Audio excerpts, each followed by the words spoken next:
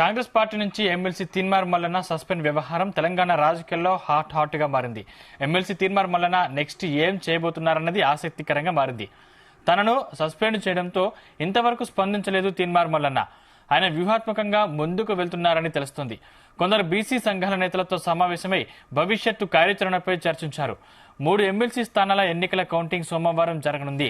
ఈ 3 సీట్లలో బీసీ అభ్యర్థులు గెలుస్తారనే నమ్మకంతో ఉన్న తీన్మార్ మల్లన్న ఫలితాల తర్వాత ప్రెస్ మీట్ పెడతారని ఆయన టీం చెబుతోంది. దీంతో తీన్మార్ మల్లన్న అడుగు ఎలా ఉండబోతున్నాయి, ఆయన కొత్త పార్టీ పెట్టబోతున్నారా అన్న చర్చలు సాగుతున్నాయి.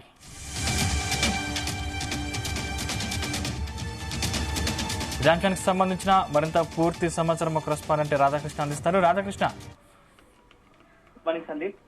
తీన్మార్ మల్లన్న కాంగ్రెస్ పార్టీ నుంచి సస్పెండ్ అయిన తర్వాత తీన్మార్ మల్లన్న నెక్స్ట్ ఏం చేయబోతున్నాడు, నెక్స్ట్ తన భవిష్యత్ కార్యాచరణ ఏందని దానిపైన సర్వత్రా ఒక ఉత్కంఠ నెలకొందా. ఎందుకంటే దాదాపుగా ఒక రోజు గడుస్తా ఉంది. కాంగ్రెస్ పార్టీ నుంచి సస్పెండ్ అయిన తర్వాత తీన్మార్ మల్లన్న ఇప్పటి వరకు కూడా ఎలాంటి ప్రకటన చేయకపోవడం కొంత ఆసక్తికరంగా మారింది. నెక్స్ట్ భవిష్యత్తు కార్యాచరణ ఏంది అనేది మాత్రం మరికొద్ది రోజులు సమయం పట్టే అవకాశం కనబడుతుంది. ముఖ్యంగా ఇటీవల జరిగినటువంటి ఎమ్మెల్సీ ఫలితాల తర్వాత తీన్మార్ మల్లన్న ఒక నిర్ణయం తీసుకునే అవకాశం కనపడతా ఉంది.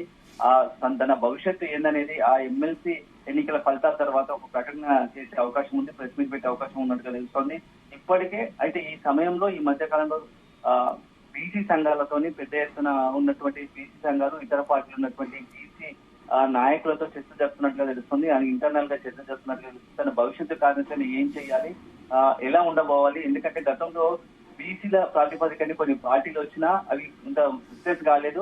సో ఈసారి అలాంటి పొరపాట్లు జరగకుండా, ఎందుకంటే గతంలో దేవేందర్ గౌడ్ కావచ్చు, కాసాని జ్ఞానేశ్వర్ కావచ్చు, ఇలాంటి పెద్ద బీసీలో మంచి పేరున్నటువంటి రాజకీయ నాయకులు, మంచి ఉన్నత స్థానం రాజకీయ నాయకులు బీసీల ప్రాతిపదికన పార్టీలు పెట్టారు. కానీ అది మనుగోలులో ఉండలేదు, కొంత సక్సెస్ కాలేదు.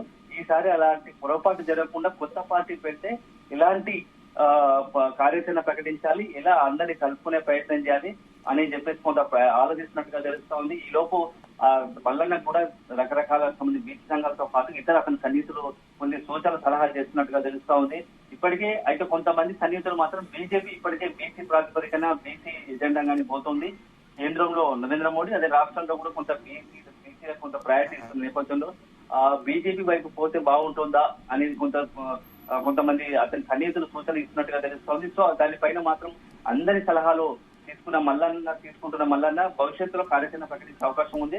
అయితే ఇప్పుడున్న మనకున్న సమాచారం ప్రకారం త్వరలో కొత్త పార్టీ ప్రకటన కన్నా ముందు రాష్ట్ర వ్యాప్తంగా ప్రతి జిల్లాలో బీసీల గర్జన పేరుతో సభలు నిర్వహించి అక్కడ అన్ని కులాలకు సంబంధించి బీసీలతో పాటు అదేవిధంగా బడుగు బలహీన వర్గాలకు సంబంధించిన ఎస్టీ మైనార్టీ వర్గాలకు ఆయా సంఘాల ప్రతినిధులను కూడా ఇన్వాల్వ్ చేస్తూ బీసీలకు అదేవిధంగా బడుగు బలహీన వర్గాలకు రాజ్యాధికారమే లక్ష్యంగా ముందుకు వెళ్లాలనే ఒక ఆలోచన ఉంది. ఫస్ట్ సభలు నిర్వహించి ఆ తర్వాత ఒక పార్టీ పేరు ప్రతిపాదిస్తే బాగుంటుంది. తొందరపడి పార్టీ ప్రకటించిన తర్వాత మనం ఫెయిల్ అయ్యే కన్నా ముందే భవిష్యత్తు ఆలోచించి కొంత సమయం టైం తీసుకున్నా సరే కొంత మంచి సక్సెస్ఫుల్ గా మనం అడుగులు వేయాలి రాజకీయంగా అని చెప్పేసి కొంత తీర్మానం భావిస్తున్నట్టుగా తెలుస్తోంది. ఇప్పటికీ ఆయా పార్టీలోని కీలకంగా ఉన్నటువంటి కొంతమంది బీసీ నాయకులు మల్లన్న వెంట ఉన్నట్టుగా తెలుస్తోంది. మల్లన్నకి కొంత సూచనలు చేస్తున్నట్టుగా తెలుస్తోంది. మొత్తానికైతే బీసీలకు సంబంధించి మల్లన్న ఏం చేయబోతున్నాడు అనేది కూడా కొంత బీసీ సంఘాల ప్రతినిధులు కావచ్చు, బీసీ సామాజిక వర్గం కూడా ఆసక్తిగా గమనిస్తా ఉంది. Sandeep, thank you Radhakrishna.